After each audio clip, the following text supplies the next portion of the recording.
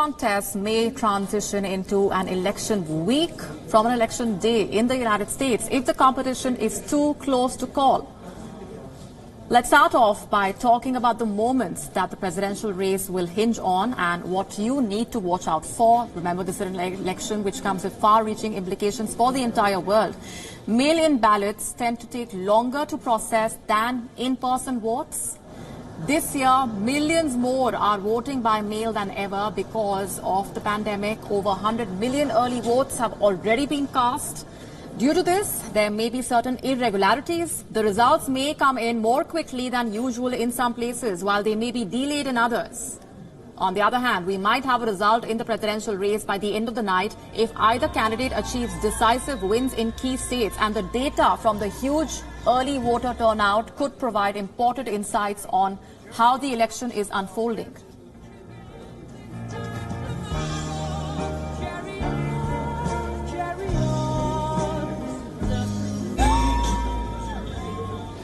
The first polls close in most of Indiana and Kentucky. Indiana has voted with the winner of the presidential election every time since 1956, but it is infamous for slow vote counting.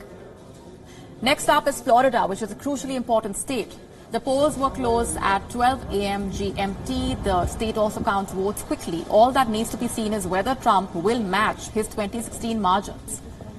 As we keep an eye on Florida, North Carolina is also to be looked out for as it counts its early ballots quickly and tends to report them first. The polls close in North Carolina and Ohio at 12:30 a.m. GMT.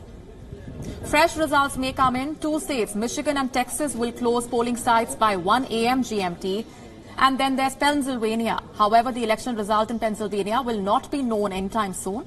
In fact, it's very much possible that the election result in Pennsylvania will not be known for days.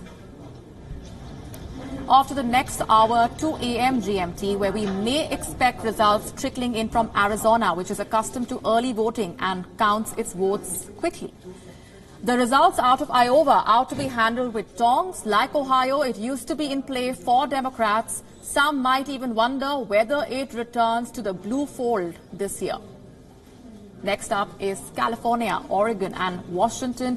The closure of polls in these states will produce a definitive call of the race.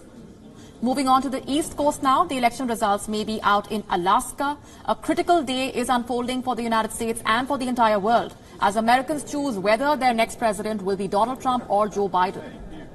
The result will have decade-defining consequences for global democracy and progress.